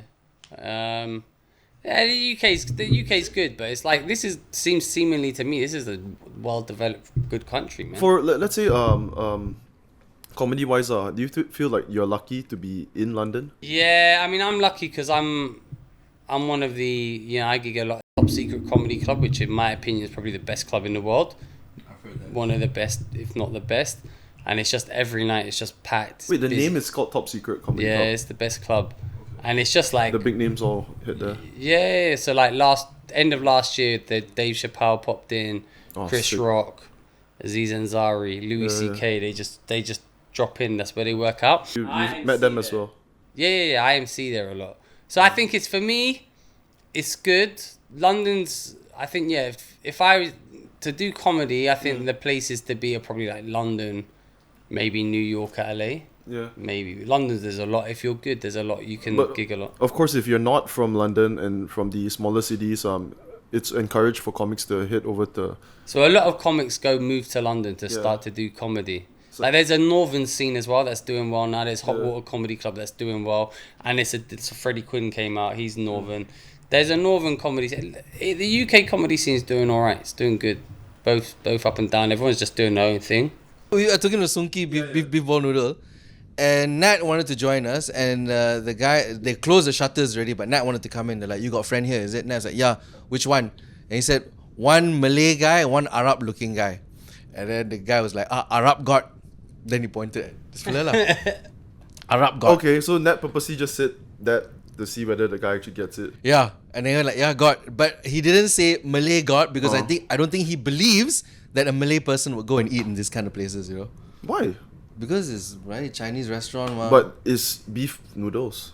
Yeah, but still. Yeah, okay, got you. Wait, when you say Sunki, is it the one where they have a branch in KD as well? That same one? Yeah, no, but I go to the one right in the heart of KL one. Okay, OG one probably. So their mincemeat is quite there's a lot of sauce, right? Yeah. I had that why? They cheated us out on the soup. And I have to apologize and not say. And I don't know why I'm defending this restaurant. That is not the usual standard soup. They gave me hot water because we were the last customers to walk in, and I bet you they had run out of soup already, and they thought they looked at us two. These tourists won't tell the difference lah. Pour some hot water in a bloody bowl, throw some bloody beef balls in there, and serve it to them. And then I told them, I was like, your soup, very chai one, like. No flavor. Yeah. This one just hot water only. Yeah. Oh, they literally and then they turned around and walked away. You did not know. Then they came back with a bowl of just soup, the same soup but with coriander in it. You want flavor, you take flavor. Why does your accent go in and out, Rizal? Because I'm racist. Sometimes it's like you want soup. And then it's like English, then it's like Chinesey, then it's... Because it gets the message across. And I'm racist. Okay. It's sometimes it works that way. I think... I don't just do it. A lot of Malaysians do it. So that's what I'm saying. Why excuse me, sir. I have a problem with my charger port every time I stick my thing. It just doesn't work very well. Huh? The charger hole broken. All broken. Oh, why you never say that? Charger hole. Charger hole broken. Yeah. Bro, that's racist, bro. I just copied the accent. I don't know. So you often hear an Asian person try to speak like a white person. Like, for example, Malaysians and Singaporeans, you hear them speak like a white person. Yeah. That's a little funny. But what's funnier is when you hear the opposite. Like someone like you speaking in a Malaysian accent. Yeah. How many times have you been to Malaysia? This is my first time. I've been Really? it's my first time in Malaysia. I've been to Singapore, which is, I guess it's pretty similar, right? I guess so. Yeah, same. But I was only there for briefly, so this is my first time, and I love it. Malaysia's great, but it's nice. It's like a proper mountain pot of different diversities and ethnicities, and it's fun to listen to Rizal's accent just go up and down and in and out. You don't do that in London? 'Cause I know London is a melting pot. No, we don't. Our accent doesn't change. Like, hello, how are you? Yeah, bruv, what you saying, man? It doesn't. It's the same straight. I was like some words, like if you walk into like a, if you you kind of speak pidgin English, like that when you're chacha ho brokan. That's pidgin English. Why do you call it pidgin English? I've never heard that term. You know what pidgin English is? Pidgin English is like, in Jamaican, they speak English, but then they go pidgin English is when you say like, they call it charger hole or something like that instead of like the port's broken. Yeah. That's, I think. I mean, everything, just if anyone's listening to me, everything I say is probably wrong. Don't listen to anything I'm saying. Even if it's right. It's okay, bro. Here we don't have PC culture here. I'm not bothered about being, listen, I'm not bothered about being cancelled. I haven't said anything yet to be cancelled. I'll tell you when. That's one thing we definitely have to talk about, like the difference in PC culture here, UK, America. Like your opinion, Rizal, you think Oh, don't get me started here. I went into lockup. You know what I mean? That's how bad PC culture can get here. That's how get cancelled on Twitter. Oh, that's so cute. But I talked to you about this yesterday, Rizal, and I asked you what was your opinion on free speech, and you were like, I'm against it. And I was like, how the fuck can you be against free speech? You're misconstruing my words. I didn't say I'm against it. I'm against it. I said it's a myth. It doesn't exist.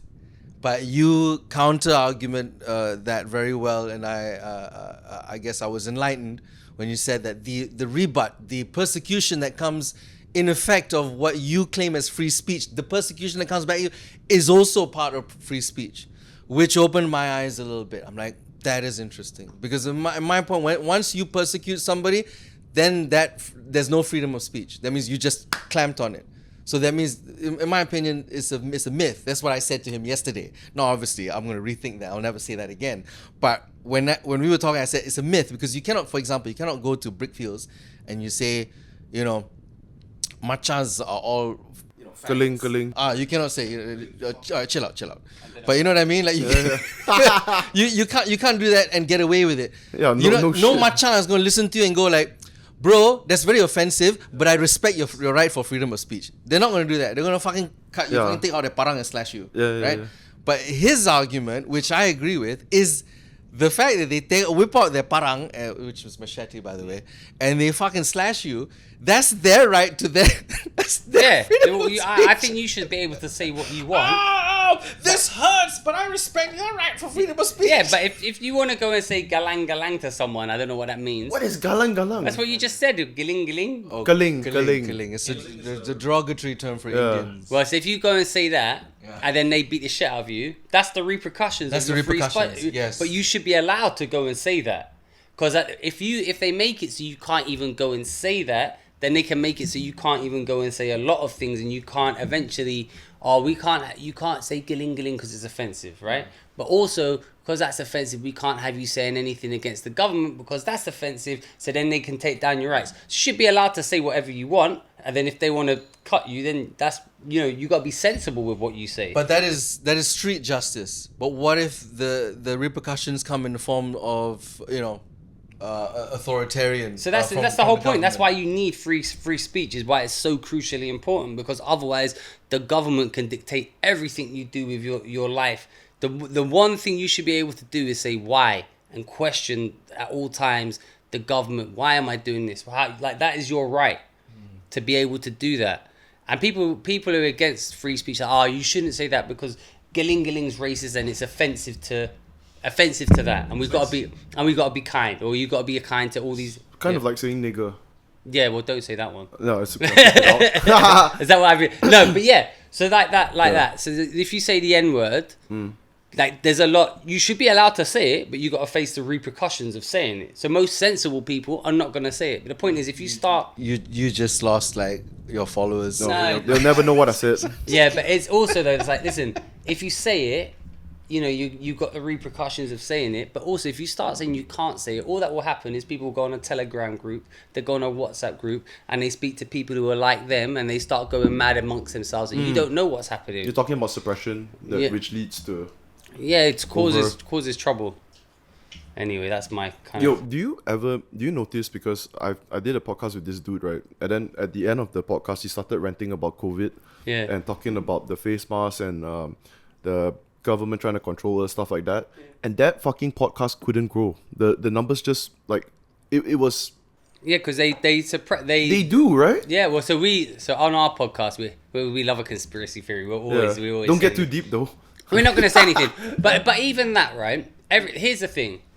When whole coronavirus started, it was... If you would have said corona was made in a lab in Wuhan, they would have cancelled you. Your episode would have been demonetized. It would have been pushed. You'd have got a warning strike. Now... It's not like that right now? Well, no, now... So if you said Wuhan, right? Now that's come out. That's real. That's not a false fact. That's like everyone's accepted it now. Yeah. So now you can say it, but last year you couldn't say it. And people were like, well, you would censor us there. It's very slippery slope. I understand, like, if you're following all this stuff on Twitter and stuff, it's all about...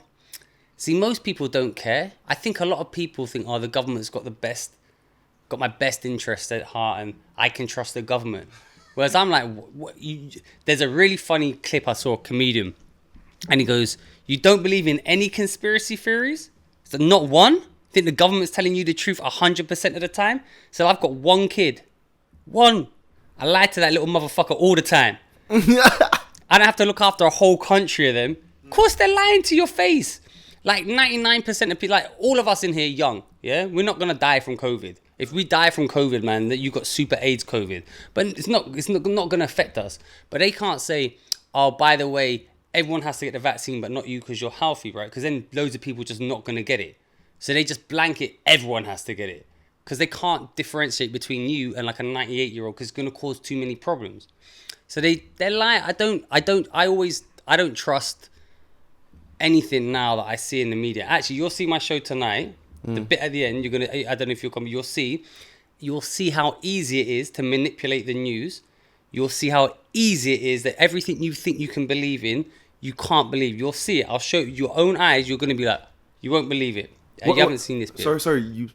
What are we going to see in your show tonight? So in my show tonight, yes, I use a projector, right? And I'm going to do a routine, not the Tinder bit, another routine. And you will see how easy it is to manipulate and change the course of the conversation to whatever people want. So what I wanted, I changed it. You'll see.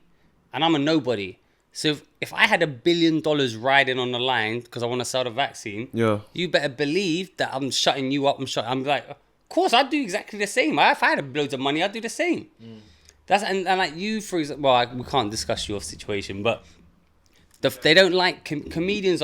Comedians are the worst thing for authoritarian governments because you shine a light on stuff by making fun of it that makes people realize.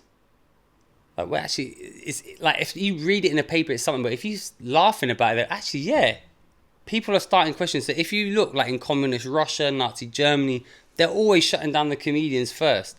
The problem now, to answer your PC question, is a lot of the comedians now that you see, especially the bigger comedians from the US and stuff, they're all party political comedians. They all follow the same line. Right now, all the people who think they're like, I'm anti-agenda, like, man. Do you have an example of the big comedians that following? Anyone. You choose any comedian from SNL. Kevin Hart. Okay, maybe not Kevin. I don't know Kevin. I haven't seen Kevin Hart a lot, but I'd imagine. Kevin Hart got cancelled for saying gay, right? Yeah. And he had to come out and he had to say...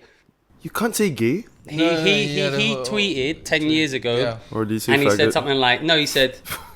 that's gay, like, as in that's rubbish. Okay. He got cancelled from playing the Oscars, right? Yeah. I remember, yeah. And that was cancellation. But I'm talking about if you look at any like new up and coming comedian who's on TV pushing it, they're saying everything in line with all the governments if you're supported by the banks, by the entertainment industry, by the news media, by the flipping whoever, you're not counterculture. You're part of the narrative. You're saying exactly the same thing. So for me, I always kind of like, I don't believe in left. I don't believe in right when it comes to politics. I believe something I'm quite right wing on. Some things I'm quite left wing on, and I pick and choose. Yeah. I believe in this. I don't believe in that. But now, if you're at least in the UK and America, if you're left wing and you believe in, if I see someone and they say I believe in Biden, I can extrapolate from that every one of their views: pro-choice, pro-vaccine, pro-mask, BLM, Antifa, all down the line. I can bam, bam, bam, bam, bam. That is left wing, right? That's left wing. Okay. And then the same right wing. I can say if they like Trump, I can say anti-vax. But they're all the same. Yeah. So no one's like thinking for themselves now. They're thinking like, so this time COVID ended, immediately Ukraine. Then everyone's like, boy, Ukraine war, Ukraine flag. That narrative ended. Now what's the next one? We'll see. Have I bored you? Sorry. No, that's all good. I'm just thinking like, a lot of the things that you said, probably get it shadow banned too, but it's all good. Yeah, I don't think I've said anything that will get you shadow banned. We're not. We haven't said. I've not said anything. 9/11 was an inside job. I'm not saying that. Chili con carne is just spaghetti bolognese with kidney. So do you think 9/11 was an inside job? Man, the best video I ever saw on YouTube was the 9/11 real story of exactly what happened, and the guy just read the official story of 9/11. And if you read it, it's like a comedy sketch. Why? Because it's so like illustrated. A group of jihadi Muslims living in America with a stripper who went and drank untrained, managed to fly a jet, take over a jet, fly into the most heavily guarded airspace in the entire world, circle around, fly in at precise angle, then go to the Pentagon, circle around, hit the Pentagon exactly in the records and data was there that went disappeared, so no one can check that record. It's just like, come on, man. Some of these questions are like, if you're not asking questions, you know what I mean. But people don't. But the thing is, the reason people don't ask questions, they got their own lives.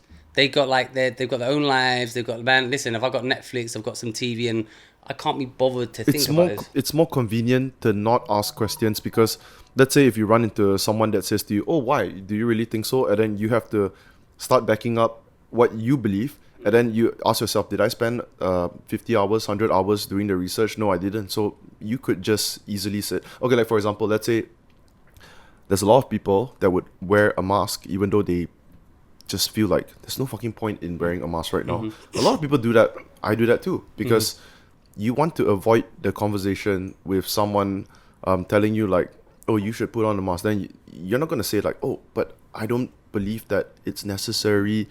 And then you're probably going to go into a deep conversation. So just to make things more convenient, you just put on the goddamn mask. But, well, okay, so listen, I 100%, I understand, I agree with that. But it's a slippery slope. Let's just put a mask on. Fine, no problem. No, I'd make a difference to you. Oh, just do this, just do that. And then slowly, your rights and your, like, look, I mean, are you Chinese, your background? Yeah, Chinese. So you know what China's like, right? You probably know China more than me. Is that you got to scan your face to go in anywhere? They lock you down and you're locked down. They can tell you what you can and you can't buy. And people in the West are like, or here in so-called free countries, oh, that won't happen. That's a crazy thing, man. It's happening. Yeah. You don't spend cash now. You order food. If they want, they take your cash away and they say, oh, this guy, he said we don't like him. Cancel his money so he can't buy shit. Then what are you gonna do? Nothing. And that's how that's why they can do it. So putting a mask on is one thing, yeah, and it's fine but it's not the thing of putting a mask on is not an issue. But if you know something to be wrong, but you don't want to stand up for it for convenience, because it's easier. That's how they get you eventually, is for convenience. In China, what is it they use? WeChat in China? Yeah. They say use WeChat. It's the most convenient app. Now everything they do is on WeChat. Then you got a social credit score. This is a bad guy. He's been talking shit. Bring his score down. He can't travel. You can't use this. Then they can track you. Everything you do. and now we're just getting numbers. For me, it's I see. I've always. It's easy. I had a friend who was in Iraq, right? Lived in Iraq. I said, "What was life like under Saddam Hussein?" He said, "It's great." I said, "What?" He said, "It's great. So you didn't talk about politics. It was great. Go home, live your life. But as soon as you started questioning it, your life was shit." So it depends what you want. People want an easy life. So I 100% understand it, but I think you need to, for me, there comes a time when people need to be brave and they need to talk about stuff and they need to be open. So you mentioned PC culture. And everyone knows a lot of this stuff is dog shit, but we don't say anything because we can't bother. And then someone will come along and start talking about it and was like, "Oh, this guy, he's inspirational. He's in, why can't more people be like that?" I just think people should be true. Even in that's courage when you say something that people won't like, they don't want to hear. Man, some things I'm wrong about. Andrew Tate. Super controversial, polarizing as fuck. You know what about the thing about Andrew Tate? No one says how cool he is. He's got loads of cars, loads of girls. He's a cool guy. No, yeah, he's polarizing as fuck. I mean, but again, this is then. You know how I said we went from COVID to Ukraine. Now it's Andrew Tate. Yes. We're in Malaysia. We're talking about Andrew Tate. I'm talking about Andrew Tate, and I didn't even know who Andrew Tate was last month. We're all talking about him. Yeah. Someone's dictating that message for us to be talking about this guy. Why? How? You know what's so funny? Andrew Tate is you could say it could be similar to Rizal as well. Both muscly. No, Both. Not the physical appearance, but they put a hit on someone so that people will be emotional and invested in something, and they won't be able to think about what else that is going on. Yeah, 100%. I mean, sorry, you lost me at similar to Andrew Tate. Yeah, because he's saying that before that everyone's talking about COVID. Yeah. After that, everyone is talking. No one's trying to frame me for human trafficking and rape, though. No. But what he's saying is, who is this Malay, the director, right? The nationalist, right? Oh, okay. Shamsul Yusuf. This is what you told me. You told me yesterday. You said this was an opportune moment for me to be made an example of. Yeah. So they didn't focus on the policies, but they focused on nationalism, and that was a story that got them all together, right? Yes. And that's the thing. So I see the similarity. Like, oh, okay, Andrew Tate is a thing to focus, distract people's attention on what other stuff is going on in the world, or focus it where they want it to be focused. So they used you as a pawn to say, "Oh, look, free speech is an issue. These guys are making these like offensive jokes, and they shouldn't be allowed. And this is an offense against you and you. And it's time to vote this guy out." Yeah. And it powers them, and that's why, for me, it's a free speech issue, which is why I asked you about that, because it comes down to that you should be allowed to say what you want. Yeah. Then the people who persecuted me are allowed to file a police report and get me arrested. Yeah, but what have you? But there's a difference between free speech and hate speech. Yo. So in England, there's hate speech, right? So I can't go on stage and say, I don't know, all Malaysians are fucking rapists. That would be a hate speech. You call the police, I'll get arrested. But if I went on stage and went, Malaysians are terrible cooks, that's not hate speech. That's an opinion or a bad joke, and you can say that. So there's a difference. We'd be just as furious, though. Well, obviously. Wait, why? Okay, so why is that not hate speech if you were to say that Malaysians are crooks?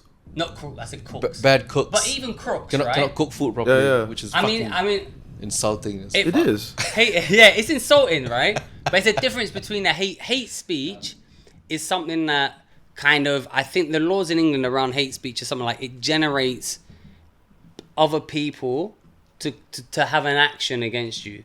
So if I said that you're all crooks and you're thieves, that might actually be hate speech, because it might generate like other people to like, oh, let's go fucking beat some Malaysians up, right? That's hate speech. But if I say, Malaysians are terrible comedians, but I think there's hate speech laws, there's hate speech and there's free speech. There's difference. We already have things to stop hate speech. So you can't like say stuff against LGBTQ people in the UK. That would be hate speech. Race, hate speech, right? We already have those laws. Yeah. So free speech is a different thing altogether. Free speech is the ability to say, like, my understanding is the jokes you made were just jokes.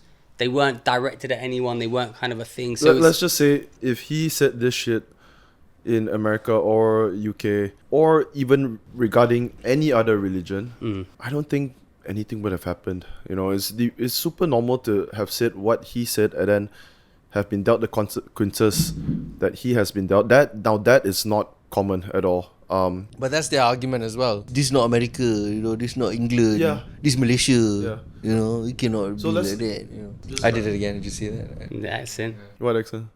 What accent do you think I just did? What? Yeah, just say it lah. Say what? The Malay accent. I just did the Malay accent. I do that too. Yeah. Okay, sekarang Rizal, kita nak cakap tentang. There you go. Yeah. There you go. Okay, so kita backtrack sikit. I'm getting flashbacks now. Okay, alright, we're gonna wrap, guys. Yes. Yeah. Let's wrap. Rizal, you've been through a hell of a lot. Thanks for coming and do the podcast. No worries. I remember one tip that you gave me because I did the open mic. Then you said to me, "Hey, this is a power move. Put the mic away from the stage because okay, thank God. Why? Every time somebody starts off with, I remember this advice you gave me, because I would say some dick Don't leave him things. hanging. Oh, sorry, mate. Sorry about that. I got it. I would have said some dick things, some brutally harsh, honest things. But yeah, that's one thing. I mean, take the mic stand. That's technical advice that some people need. Look up, don't pace the stage. Yeah, but I wouldn't know that because it's like... Yeah, people don't know that. Yeah. They walk around, they leave the mic, they don't look up, they look nervous, they pace the stage. That's what, if people ask me, I'll say the same thing and slow down. I remember coming down also from the stage after maybe my 6th, 7th set. Rizal came up to me and said, "You did good, people laughed. And of course couldn't show anything, but I was happy. Yeah, happy inside. I haven't done it in a while, yeah. When was the last time you did a gig? It's February, like just under a year. Oh, yeah, wow. March, February. You need to do more. You need to, yeah. Especially when you got the word comedy club written on your Instagram page. This guy See, you spends too gotta- much time in the gym, that's the problem. Right. No. Yeah, look at it. You think it's a disadvantage if you have muscles and you're on A stage? little bit. Little bit, right? That's A little undeniable. bit. If people judge you. I'm Yeah. not muscly now, but I was quite in shape a bit. Yeah. And it would make a difference when I was like, if you look too good, Yeah. people don't like it. Basically, few things in comedy, people judge you before you even pick up the mic. What you look like, what you're wearing, then when you speak and how you sound, your intonation, everything. So many little things going on to it. And also as a comedian, you're going on stage, sometimes you're in a bad mood and that resonates. Sometimes you're in a good mood and that resonates. So sometimes you'll do exactly the same set twice, and one time you'll kill it and one time you'll die. And it might just be someone, your mum or someone annoyed you on the way to the gig, phoned you up, and then you're bad on stage. Yeah, You've done it the same way.